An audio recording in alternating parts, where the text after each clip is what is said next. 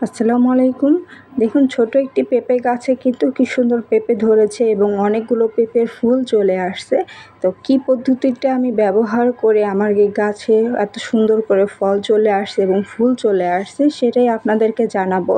যেহেতু ছাদে আমাদের এই গাছগুলো লাগানো, তো বিশেষ করে যত্ন নিতে হয়।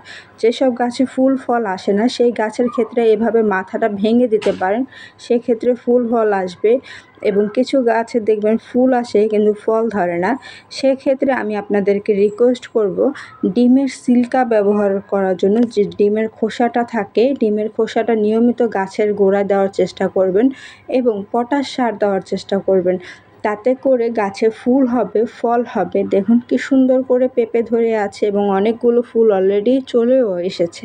তো অল্পতেই গাছে আমার ফুল ফল এসে পড়েছে। ছোট অবস্থায় কিন্তু পেঁপে আমি পাচ্ছি। তো আপনারাও যদি আপনাদের পেঁপে গাছে ফুল ফল আনতে চান তাহলে অবশ্যই এই দুটো পদ্ধতি সবসময় ব্যবহার করার চেষ্টা করবেন। একটা হচ্ছে নিয়মিত পটাশ সার দেওয়ার চেষ্টা করবেন, দ্বিতীয়ত হচ্ছে ডিমের যে সিল্কাটা থাকে সেই সিল্কাটি ব্যবহার করবেন। ধন্যবাদ।